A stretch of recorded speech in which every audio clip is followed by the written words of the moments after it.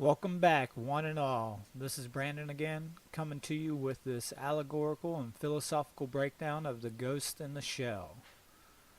Now, I recognize that I did not give a clear definition of alchemy in the earlier parts, and I was kind of expecting people to have already done some homework in these areas, so I'm not trying to hold your hand through all of this.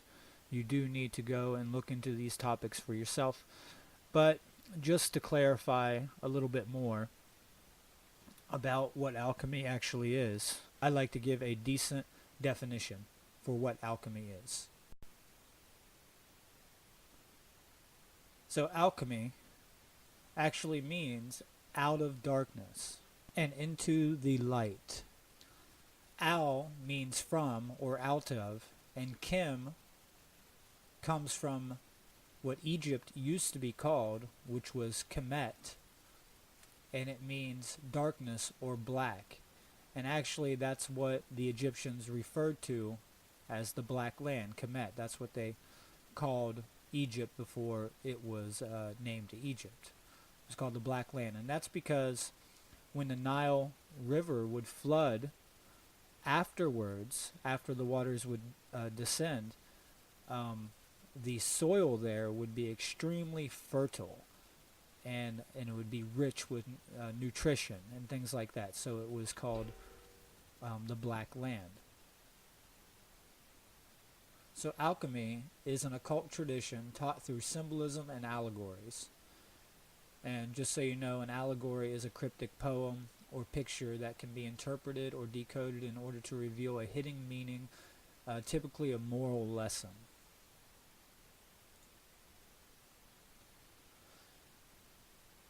So in the tradition of alchemy, it is asserted that all base modes of human consciousness, being correlated or corresponded to base metals, are in an imperfect form of pure consciousness, which would be considered to be gold. And that all metals are ordained by nature to become the perfect gold of the sun, or enlightened. The alchemist seeks to remove from his or her thoughts, emotions, and actions their disorderly imperfections or base characteristics in order to bring them to their true state of natural order, harmony with natural law and their true self, and to transmute them into the alchemical gold, representing the purification of body, mind, and spirit. So that's what we're seeing take place in this film, is kind of a transhumanist alchemical transmutation. You're taking the base metals and you're trying to transmute it into the gold of the sun, or trying to transmute yourself into enlightenment. Now, true alchemy is all about self-work. It is about the improvement of yourself, coming out of the negative ego characteristics, being ego identification, ego attachment, etc., into a more pure, altruistic form of living. So it's about purifying the body from toxins, the mind from toxins, and the spirit from toxins.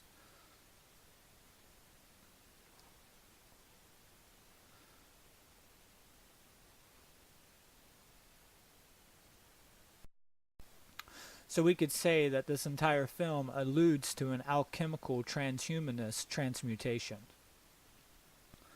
So as we can see in this film, Major is struggling with her own identification, her identity, and what the meaning of life is. Now, to question the meaning of life is a life journey in itself. Now, there are many different things you could characterize here. So as I explain this, I'm not trying to tell you here what the meaning of life is. I'm just giving you the allegorical breakdown of this film. So my point being that nobody can actually tell you what the meaning of life is. They can only give you their experience of what they have found the meaning of life to be. So I'm not here trying to tell you what the meaning of life is. what I think you should think the meaning of life is. Though I do have an idea about what I have found to be the meaning of life, and I do hope to find other like-minded people who have also come to the same conclusion. I personally am not agnostic nor atheist, and both of those ideologies plays into the hands of the controlling elite. Atheism and agnosticism pretty much go along with the idea that matter is primary in the universe and that spirit is insignificant or does not exist. The physical world is all there is, only the physical laws exist, and none of those govern behavioral consequences, being that there's no such thing as actual objective morality, and it falls into scientism, and you never hear about consciousness. And if you do, they associate it to being all mechanical or meaningless altogether. One more attribute here that they tend to fall into is solipsism, which is one of the most disturbing ideologies out there. That there's no such thing as knowledge, and if there is, it cannot be shared with other people, and that you are alone in existence all by yourself, pretty much playing God. That everything in the universe is a figment of your own mind, and that all beings are being created by you solely. So it is pretty much a God complex, or you playing God, which is exactly some of the problems in our world.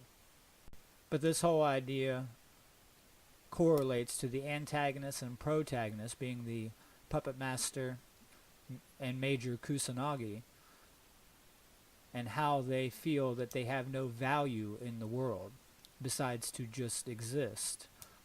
And as we were talking about in the last part, that the entire meaning of life is to procreate.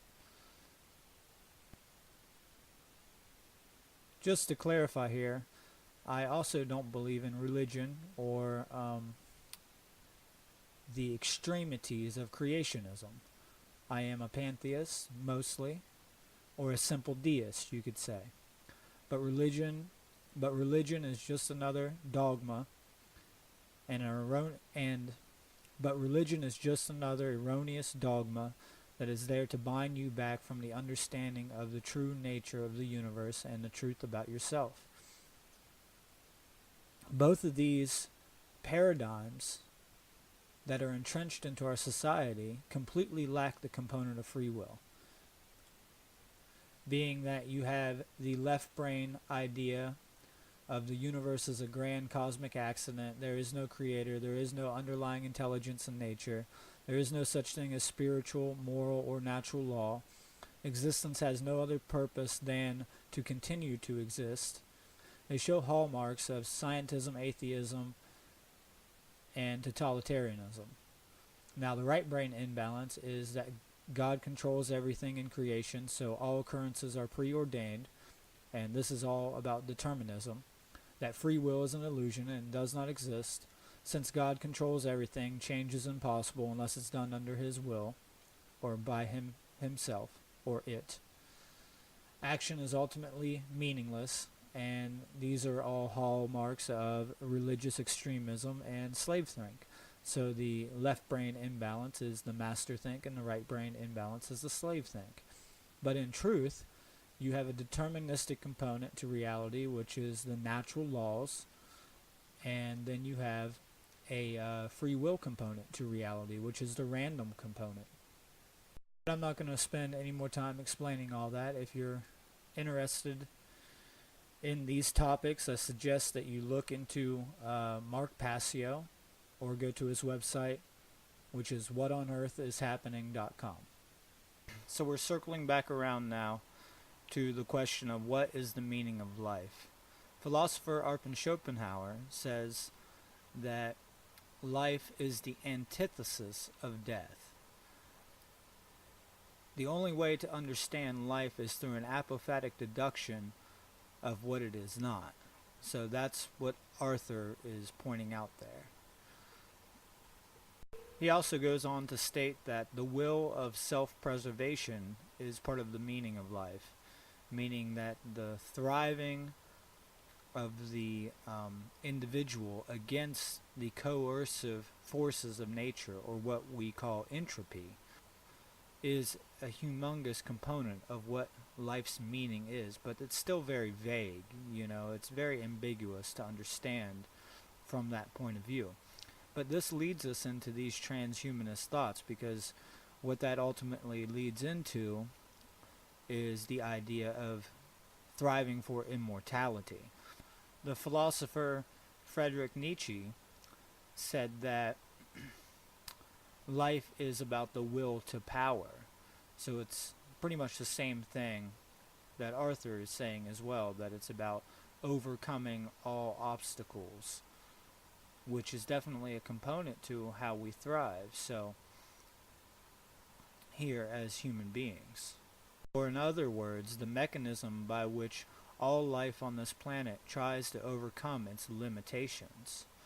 And we really truly do not understand how powerful we are. So this definitely correlates into this movie or film quite a bit here. Following this idea through, Nietzsche says that we will become the overman, which can also be correlated to Julian Huxley's idea of transhumanism. So what I mean by that is overcoming the limitations of man. So Friedrich Nietzsche says, "I teach you the Übermensch. Man is something that must be overcome. What is the ape to man? A laughingstock, a thing of shame. Just a man shall be the Übermensch." And you can see here, well, first of all, the mockery that he's making of the animal kingdom, as if they are less valuable than man, which is absolutely absurd. But this is the type of, Darwinism ideas that are coming out of this time and this time frame for the philosophy, which leads into social Darwinism and neo-Darwinism, etc. So Julian Huxley is the person who actually termed the idea of transhumanism, and he states that the nature of life is to transcend itself, which is kind of, interesting that he puts it that way, because how can you transcend life itself? What is beyond life? The only things that are beyond life is the spirit realm, which you can only enter through passing through death. And you can see how this is kind of a cul-de-sac or a circle thing. So they're thinking that to overcome life, or to overcome and transcend life, is by reaching immortality, because life is the antithesis of death. Thus, all death must be prevented, and all death should be feared, and all death should be seen as the enemy, in a way, to life. And you can find this in his work, Evolution, the Modern Synthesis. So Huxley comes to this synthesis by combining Greg Hindel's idea of genetics and biology with Charles Darwin's ideas of evolution, which results in the idea of neo-Darwinism. It's very important to understand that Julian Huxley is the brother of Aldous Huxley, who is the author of Brave New World. And a lot of people have hypothesized, and maybe correctly so, that they were laying out blueprints for this new world order, this transhumanist technocracy, through things like The Evolution, the book I was just talking about from Julian Huxley, and the book from Aldous Huxley, A Brave New World. So before free will came into full existence or manifestation, we were just running on complete autonomy.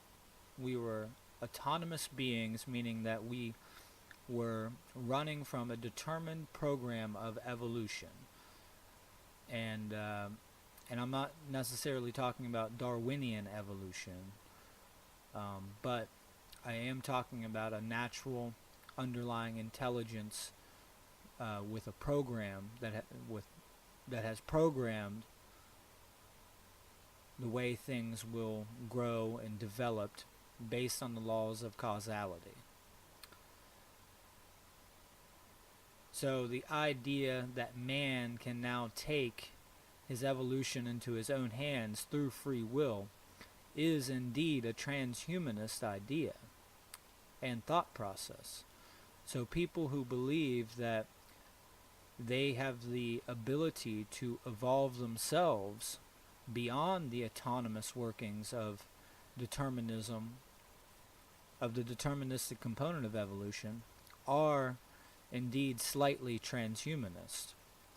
Now, if we look around our world today, we're already seeing that there's probably about 10% of people who are, slightly cybernetic, being pacemakers, artificial limbs, augmentations. Now, the problem with all this is that we're still living in the consciousness that we believe in authority and we believe in slavery, and we're causing all the suffering onto each other. So we still haven't even developed the abilities to have healthy social interactions, but yet we think we're going to be able to use these technologies for the betterment of mankind, and maybe we can. Obviously we are doing that in minute capacities, but once it takes to the grand scale, in my point of view, it's just going to be a complete lockdown of the society that's going to lead us into some of these despotic places such as technocracy. And I do believe personally in a type of transhumanist evolution, being that I do believe that we can evolve ourselves and that we need to. And I have no issue with people using cybernetics for enhancements, such as a paralyzed person being able to walk, or maybe a blind person being able to see again. These are all technologies being used for the moral capacity.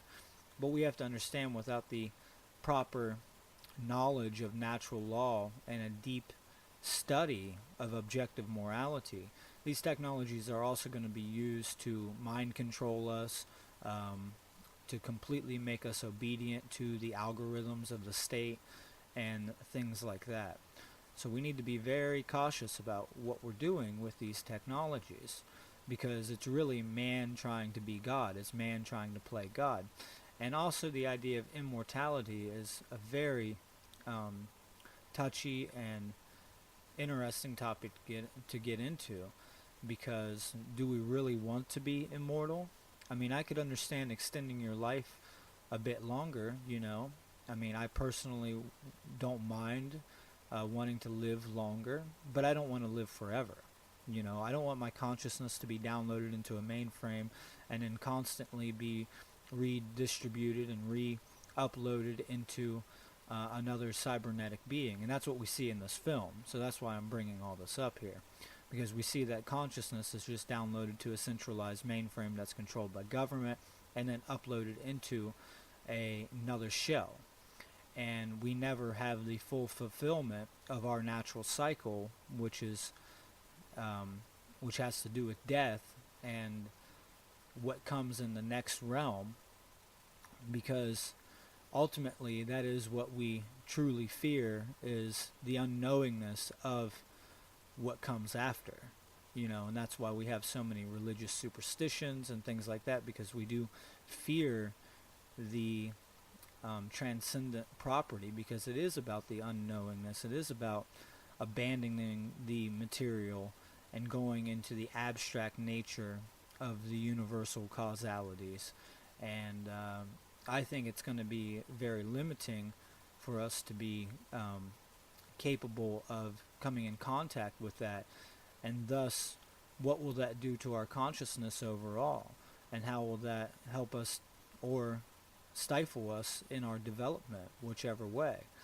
It's going to lock us in the physical realm, materialistic, and it's going to lock us in the idea of the effects, meaning that the physical realm is the world of the effects, the spiritual is the realm of causality.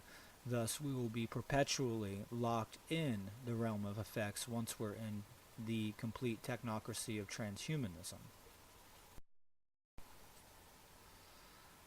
And this will lead us eventually to what Nietzsche coins the death of God, where God, or the fundamental essence, the essential essence, the simplicity of nature, is no longer of relevance to us. So eschatology has no more value in this kind of society.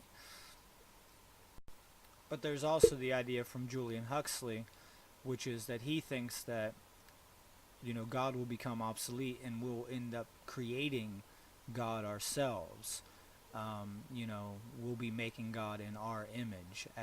It does leave us in the wonder of what will happen to us without the ability to transcend into the next realm through a natural death. So I'm going to end this part here. We have 2 more parts to go over, which will be diving into the ending scenes of the movie and my summary of the movie. Thank you for watching again, and I look forward to bringing the rest of this content to you. Catch you later.